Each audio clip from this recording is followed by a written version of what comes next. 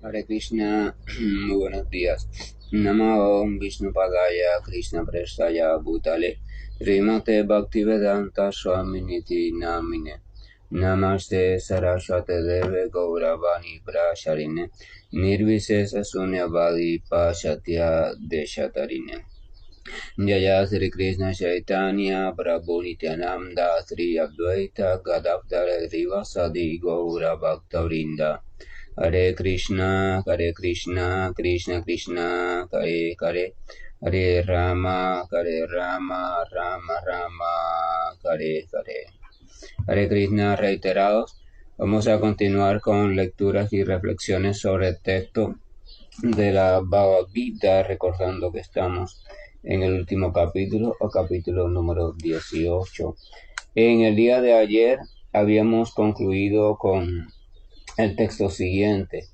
Decía el texto en el día de ayer.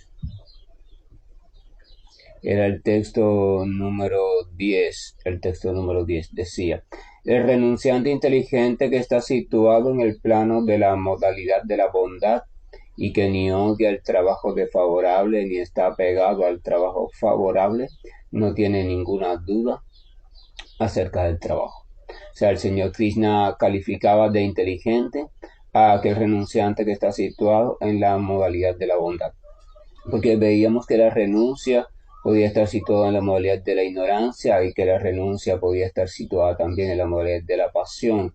Por tanto, en esos dos casos no es una renuncia inteligente, porque no trae beneficio de tipo espiritual, sino que simplemente trae un alargamiento en el enredo del mundo material. Krishna entonces nos llama constantemente a practicar una renuncia en la modalidad de la bondad, y vamos a recordar que esa renuncia en la modalidad de la bondad significa una renuncia de los frutos, o sea, uno liberarse de la atadura a los frutos del resultado de nuestras actividades.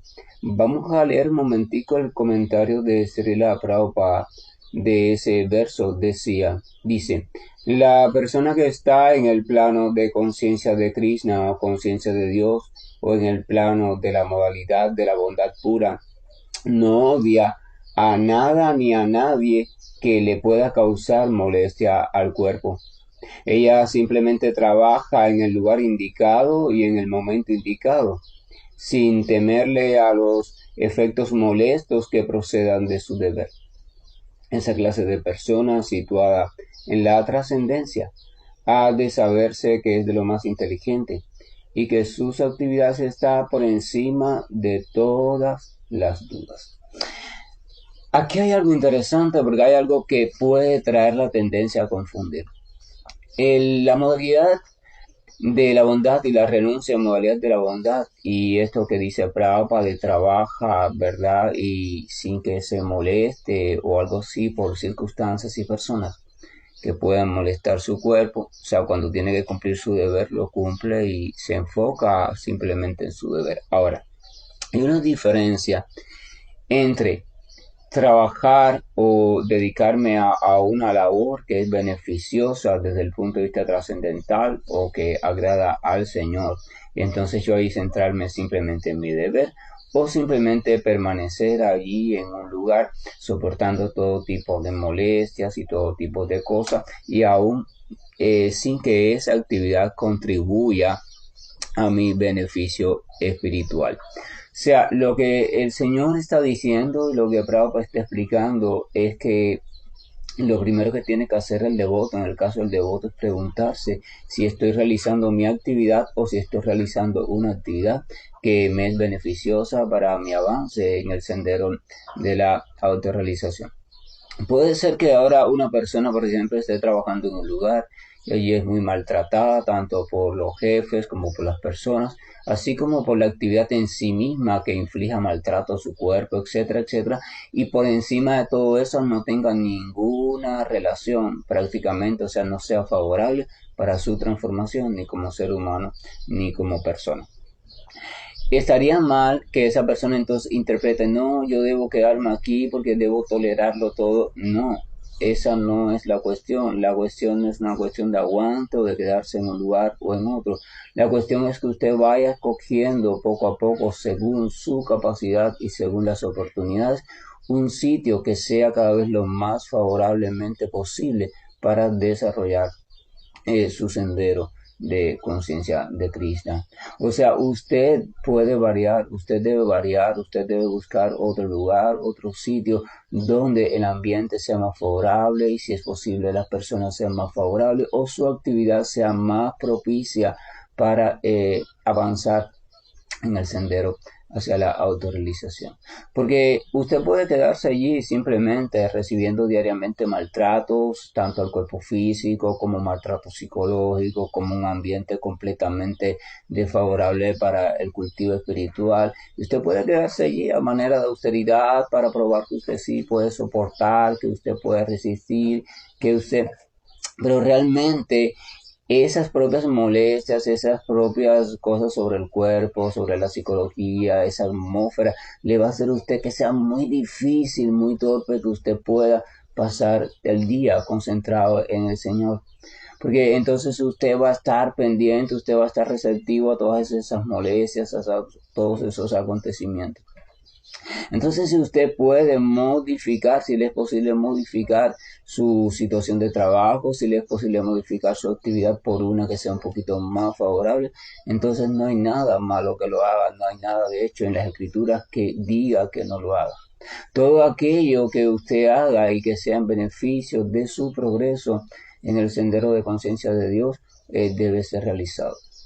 Usted no debe permanecer en un sitio porque para usted demostrar la tolerancia o la austeridad, no, esa no es la regla de la escritura. La regla de la escritura es simplemente avanza en el amor por Dios, así que todo lo que puedas hacer que te dé más tiempo, más chance, más oportunidad o un mejor ambiente para avanzar mejor y lo puedes hacer, entonces hazlo.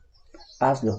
No voy a hacer que algunas personas a veces se quedan en situaciones muy difíciles por tarde que no, aquí el Señor me dice, no, el Señor lo que te dice es que camines hacia Él, que avances hacia Él. Así que todo aquel cambio que te pueda ayudar a avanzar a Él, pues debes hacer. Entonces hoy vamos a comenzar en el texto número 11 del capítulo 18, donde dice lo siguiente. Krishna dice, es en verdad imposible que un ser encarnado abandone todas las actividades. Tengo el micrófono trabado. Abandone todas las actividades. Pero aquel que renuncia a los frutos de la acción, se dice que es alguien que verdaderamente ha renunciado.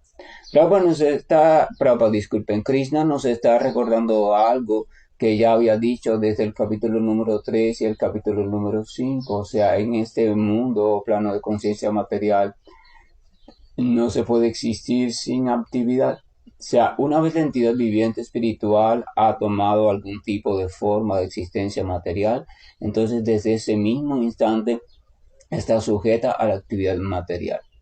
Usted puede pausar incluso externamente su actividad, pero internamente siempre va a haber algo que está en actividad. O sea, de por sí la fisiología en sí misma va a estar en actividad y usted de alguna manera va a estar sujeto a esa actividad.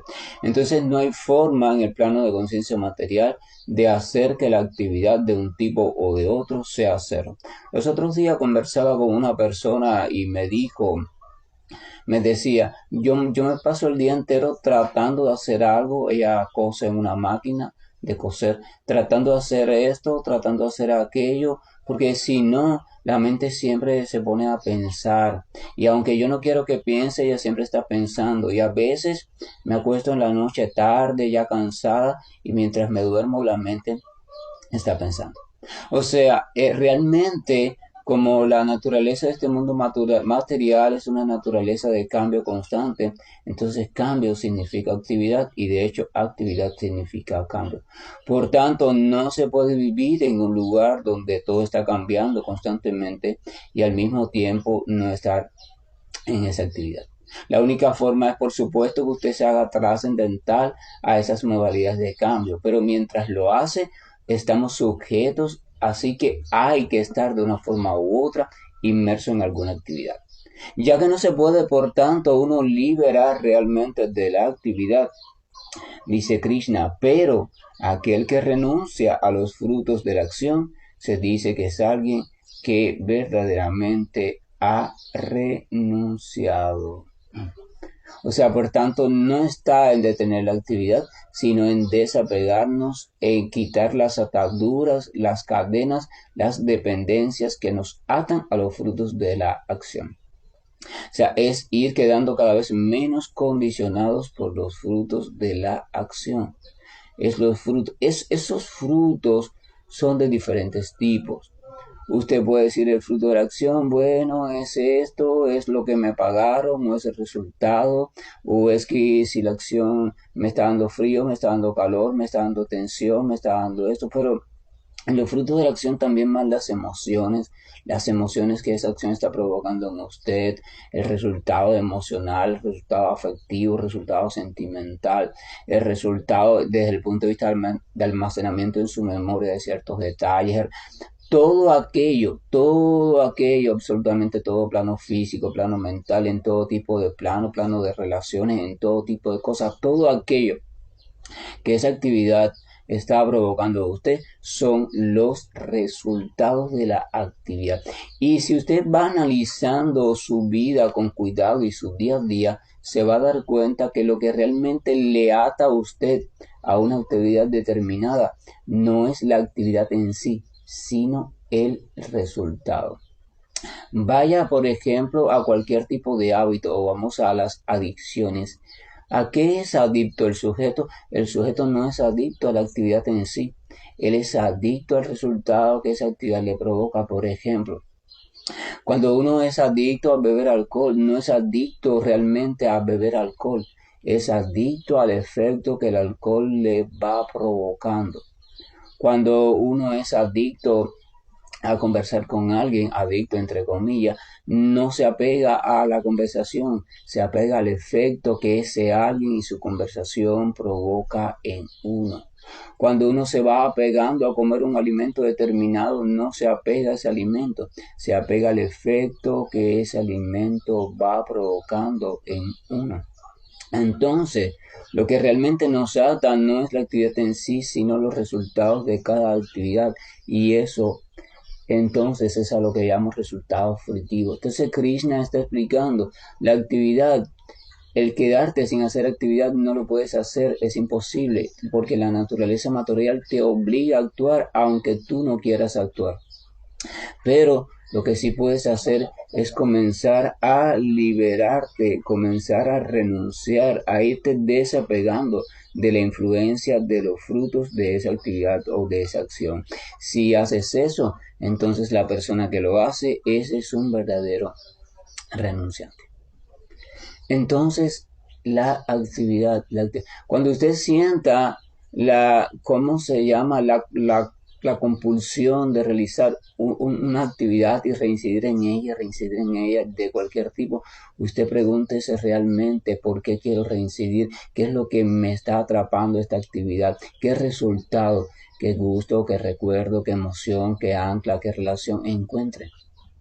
Porque hasta que usted poco a poco no lo vaya encontrando y no vaya liberándose de eso que le atrapa esa actividad, usted va a estar eternamente condicionado por ese resultado. Y ese condicionamiento significa que su felicidad nunca va a ser estable, porque en parte va a depender de que ese resultado esté presente en su vida. Cuando no esté presente en su vida, usted se va a poner iracundo, o se va a poner deprimido, se va a poner triste, y ahí vienen todas las emociones. Entonces la liberación básicamente significa liberarse de la influencia de los resultados de las actividades que estamos obligados de una forma u otra a mantener o ejecutar en el mundo material. Entonces hay actividades que tienen resultado agradable, otras tienen resultado desagradable.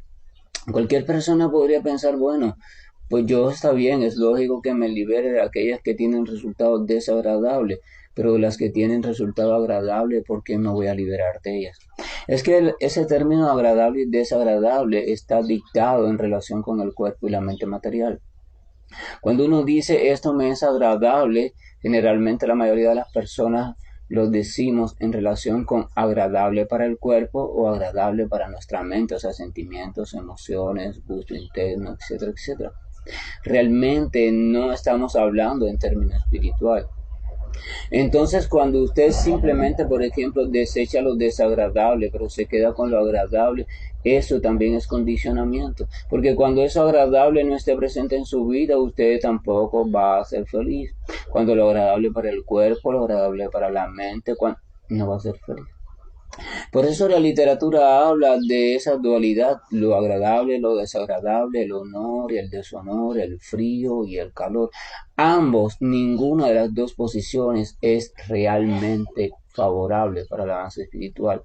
Anclarse tanto a una como a una o a otra, preferir una o la otra, ninguna de las dos posturas es la inteligente. La única postura inteligente es trascender la dualidad, o sea, llegar a un punto en que algo, aunque resulte agradable, más o menos agradables, aún así ese agrado o desagrado no condicione mi decisión. Que mi vida, que mi decisión, que mi práctica diaria, que todo el mantenimiento de ciertos valores en mí no dependa de si me trae a veces un resultado agradable o un resultado menos agradable, sino que dependa de mi comprensión. Vamos a recordar que cuando Krishna explica que hay 4 tipos de almas o 4 tipos de seres que comienzan a brindarle servicio devocional, él dice que están los afligidos, están los que buscan riqueza de tipo material o avance material, están los curiosos o inquisitivos y están los que tienen conocimiento. Después dice que de todos los 4, el mejor o la mejor posición es la de aquel que tiene conocimiento. Aquel que ha comprendido que el Señor es la fuente de todo, el controlador de todo, el amigo de todos y por tanto es por lógica aquel a quien hay que servir y a quien hay que ir y a donde hay que refugiarse. Eso es ir a Dios por conocimiento. El otro va porque está desesperado, el otro porque quiere un cambio en su vida material, el otro porque quiere ver de qué va a tal sendero, porque está curioso, ¿verdad? Pero ninguno de esos va por comprensión de Dios como lo superior, como el refugio final. Entonces, cuando uno va por comprensión, cuando uno va por conocimiento, uno no va condicionado. Ya lo que te lleva a Dios en ese momento ya no es tu tristeza o la pérdida de un ser querido o la búsqueda de un mejoramiento en tu vida de salud o en tu vida de trabajo o en lo que sea, ni la curiosidad ni el indagar sobre diferentes caminos. Ahora simplemente lo que te lleva es que has comprendido que es el paso más inteligente que puedes dar en tu vida. Lo mismo pasa entonces con esto de la renunciación. Ya no realiza la actividad en base del resultado que deja, ni la deja de realizar en base al resultado, sino que simplemente la realiza porque ha comprendido que es la actividad más inteligente que en ese momento y en ese lugar puede realizar en concordancia con su Señor Supremo, o sea, con lo que es agradable para el Señor o con lo que el Señor, los representantes del Señor explican que debe desarrollar en ese momento. Ese es el concepto de renunciación, ese es el entendimiento de renunciación que debemos desarrollar desde el punto Bhagavad Gita, desde el punto de la literatura sagrada. Entonces la invitación es a esa, no es a buscar una falsa renunciación por conveniencia externamente, ni para zafarme de mis responsabilidades o deberes, sino simplemente una renunciación basada en el conocimiento, basada en una posición interna de liberación paulatina y progresiva de los determinados frutos que las acciones siempre van a provocar. Las acciones siempre van a provocar un resultado, ¿verdad? Eso es lo que llamamos karma. Entonces ese es el resultado. Volvemos al punto, no es la actividad, es el resultado, lo que realmente nos ata, lo que realmente nos condiciona. Si usted se libera de la atadura de ese resultado, entonces por lógica, cualquiera puede llegar a la conclusión de que entonces usted se libera del karma. Cuando usted se libera, cuando usted no está atado por un resultado de la actividad, cuando usted simplemente realiza la actividad y se vuelve independiente del resultado, la ley del karma no puede actuar en esa actividad específica sobre usted. Sea cual sea dicha actividad, no puede surgir una reacción pendiente. porque realmente usted no quedó atado al fruto de dicha actividad. Por eso es que Krishna Bhagavad Gita dice que mi devoto puro, aunque esté dedicado a la actividad más abominable de todas, aún así debe considerarse como un santo. O sea, realmente él está libre.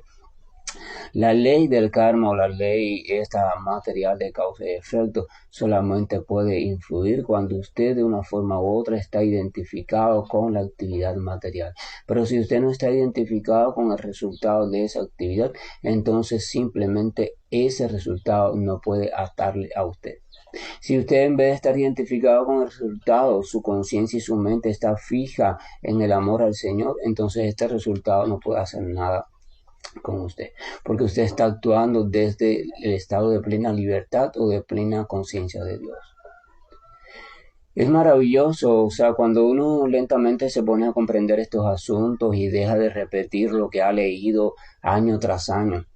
A veces leemos tantas cosas, el karma, la ley del karma, y no sabemos tantos términos y tantos enfoques y decimos lo que dicen diferentes autores, maestros, pero no nos sentamos nosotros a experimentar desde la profundidad, en el silencio, la meditación, en compañía con el Señor, no nos sentamos a profundizar, a tratar de comprender este asunto.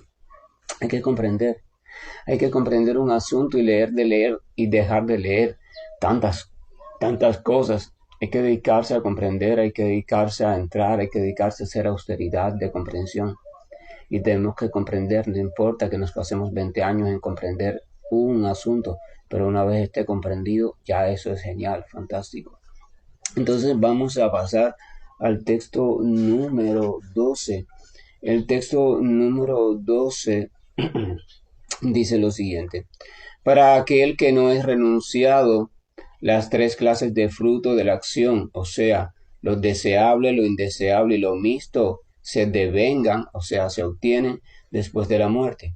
Pero aquellos que están en la orden de vida de renuncia no tienen esa clase de resultados que padecer o disfrutar. Krishna aquí está hablando de la ley del karma, acabamos de hablar de eso ahora mismo. Él dice que para aquel que no es renunciado, o sea, aquel que está fijo, atado, dependiendo de los resultados de cada actividad que realiza, entonces las tres clases de frutos de la acción, o sea, las tres clases de reacciones que son la deseable, o sea, los resultados favorables, los que nos gustan, lo indeseable, lo que nos hace sufrir, lo que nos disgusta, y lo mixto, aquello que es al mismo tiempo deseable y no deseable, se obtienen después de la muerte. O sea, tienes que pasar, tienes que ser víctima, tienes que, ¿cómo se dice cuando uno cae preso? Tienes que responder por esos resultados. Quedas completamente condenado bajo esos resultados. ¿Por qué? Porque tú no estás actuando como un renunciado. Ojo, vuelvo. Esto de ser renunciado no significa tener ninguna posición a nivel social. Ser renunciado no significa que usted es nada, que usted es esto, que usted es aquello, que usted está en tal orden, que usted está en tal religión. No, significa simplemente una comprensión, una posición interna de independencia de los resultados de actividad. Usted ha comprendido que lo que le ata a usted, lo que le roba la felicidad a usted, no es la actividad en sí, sino lo que esta actividad causa en usted, o sea, cómo usted se enfoca en ella y en el resultado a ella, y es ese resultado y la relación entre ese resultado y usted lo que le roba a usted la felicidad. Entonces usted comienza a tratar de independizarse del resultado, y la actividad hay que realizarla por conocimiento, porque es la más indicada realizarla, pero tratar de centrarme en la actividad como ofrenda al Señor y no en el resultado que esta actividad está provocando, o en el cuerpo, o en la mente, o en cualquier otra área.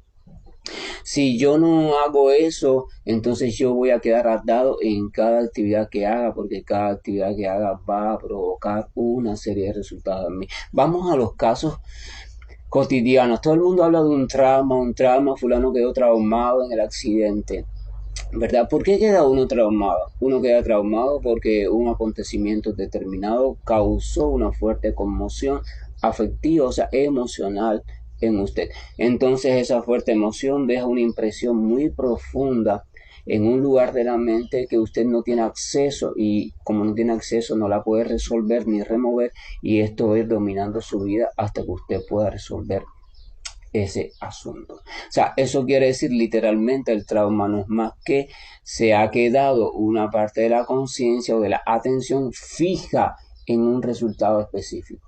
O sea, en algo que provocó algo muy turbulento, una impresión muy turbulenta. En ese caso, entonces, ahí vemos, entonces, no es el accidente en sí. O sea, lo que lo trauma a usted, lo que le traumó a esa persona no fue el accidente en sí, no fue lo que pasó el accidente en sí, sino la emoción que este accidente provocó en ella. El terror, el temor, lo que sea, eso es lo que realmente hizo que la impresión del accidente se congelara en el tiempo. Si esa impresión no se queda o si simplemente la persona no se queda anclada en esa impresión, entonces no hay posible trauma. No hay trauma psicológico. Sin impresión no hay trauma.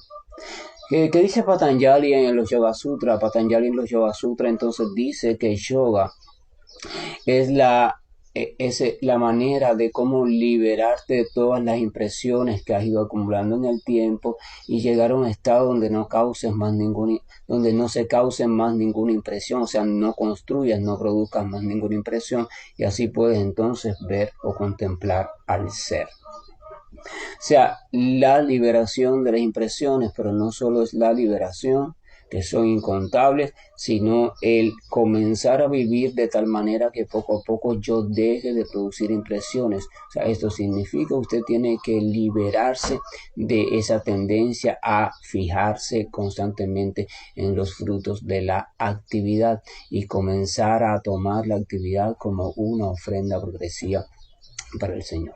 Evidentemente eso se puede hacer de dos maneras diferentes. Usted se puede liberar de las reacciones acumuladas en su mente de dos maneras diferentes. Una manera mecánica, la recomienda ahí Patanjali y otros senderos también, pero puede hacerlo también de una manera natural a través de la relación amorosa progresiva.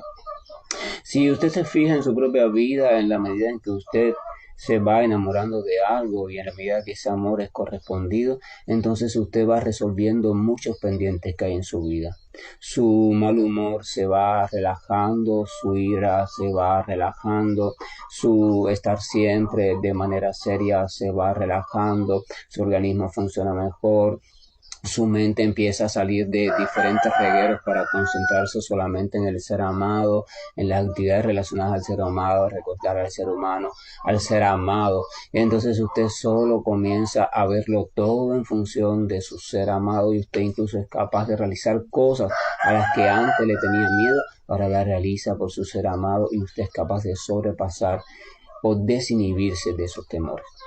Entonces quiere decir que una relación amorosa correspondida o un amor vivido a plenitud donde se recibe lo mismo a cambio, entonces la situación perfecta natural que hace que la entidad viviente se libere de todas las impresiones que en su vida han ido acumulando y de hecho quede en un estado de existencia tal que no produzca más impresiones porque solo el amor va a ser el móvil de sus actividades. Eso quiere decir, y eso lo puede comprobar cualquiera, entonces, que el modo natural, hay un modo natural de lograr eso, y es el modo del amor, del intercambio de amor, y ese modo entonces se llama Bhakti, devoción.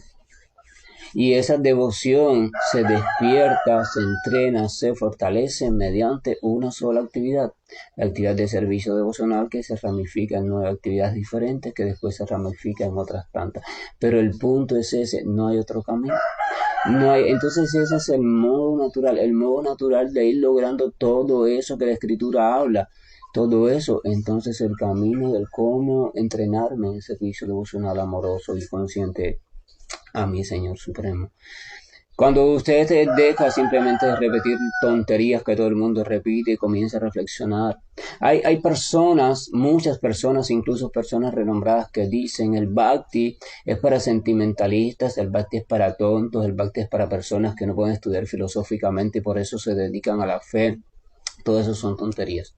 Yo les invito a reflexionar de manera seria desde los puntos que les estoy ofreciendo para que vean cómo van a llegar a la conclusión de que no hay otra forma, de que la forma natural en que la entidad viviente evolucione e incluso se libere de las impresiones, caiga en el yoga de manera natural y lo lleva a la perfección al samadhi y caiga en la segunda etapa del samadhi. Y la única forma natural que hay es a través del bhakti. La forma mecánica o forma artificial a través de otros recursos funciona, pero su resultado no es un resultado permanente.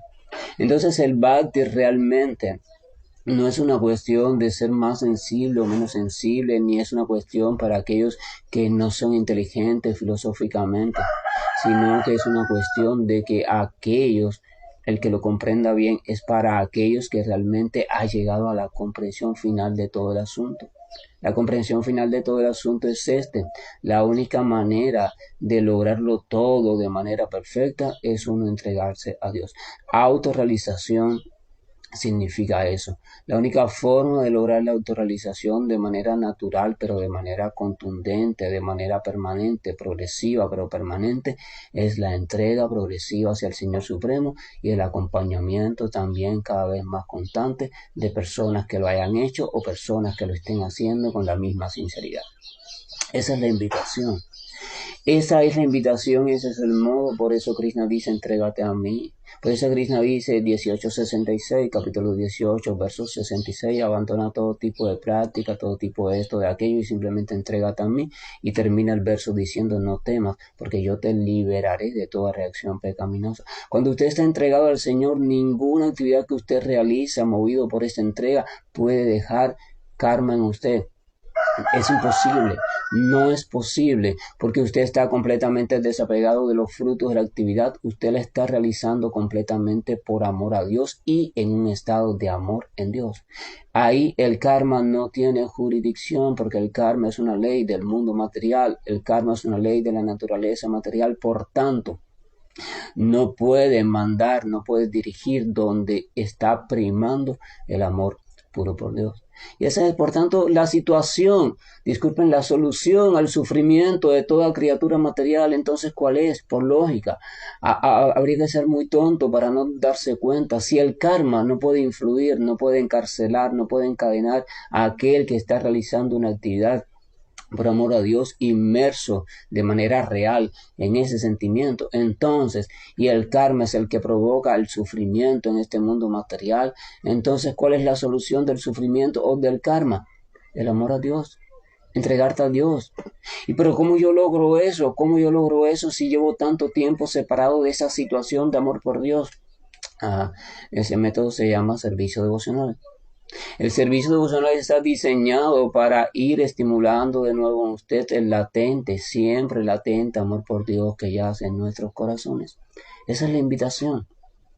Póngale el nombre que usted le ponga. Llámale cristianismo, llámale islam, llámale vaishnavismo, llámale como usted le llame.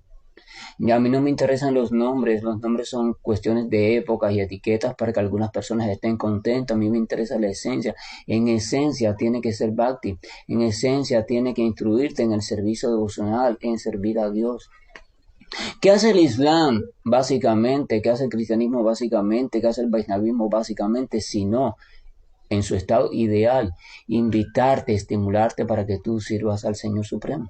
¿Acaso el sentido de vida del cristiano no es servir a Dios, no es agradar a Dios? ¿Acaso el sentido de vida del musulmán no debería ser idealmente agradar a Dios, servir a Dios? ¿Acaso el sentido de la vida o la práctica del Vaishnava no debería ser agradar a Dios, servir a Dios? Y así con todas aquellas religiones verdaderas y auténticas. Entonces los nombres a mí no me interesan. Esos marcan simplemente diferencias culturales y de época. Me interesa la semilla del fruto, la esencia. Las semillas tienen el mismo propósito.